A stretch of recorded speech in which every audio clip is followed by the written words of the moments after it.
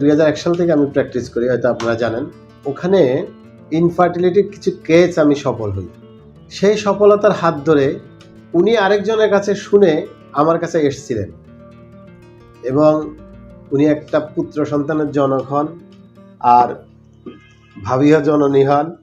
ছেলেটার নামও আমি রেখেছি। ছেলেটার বয়স এখন 14 বছর, সে ক্লাস 8-এ পড়ে।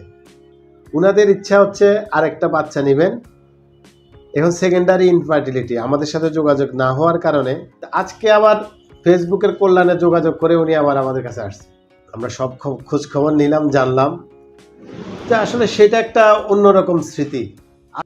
আমার যে কলিগ, আমরা একসাথেই কাজ করি, কিন্তু কখনো একটা লজ্জার বিষয় কেউ কাউকে বলে নাই।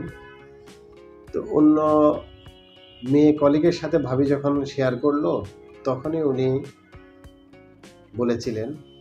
তো যখন ওনার সাথে যোগাযোগ হলো, তো ওনার বাচ্চা হওয়ার কথা শুনে ওনারা আমার কাছে আসছে।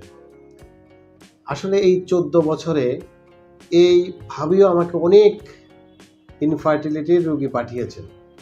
আমরা ওনাদেরকে অনেক, আমরা যতটুকু পারছি আমরা সেবা দিতে পেরেছি আর কি।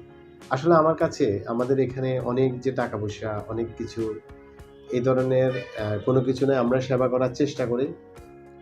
অন্তত পক্ষে যাদের ক্রিটিক্যাল, ডাক্তার আপনাদেরকে নিষেধ করে দিয়েছেন, বাইরে যাওয়ার জন্য চিন্তা করছেন, আপনারা একবার আমাদের সাথে যোগাযোগ করতে পারেন।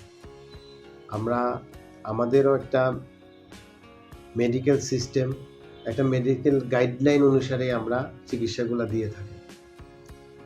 সবাইকে ধন্যবাদ।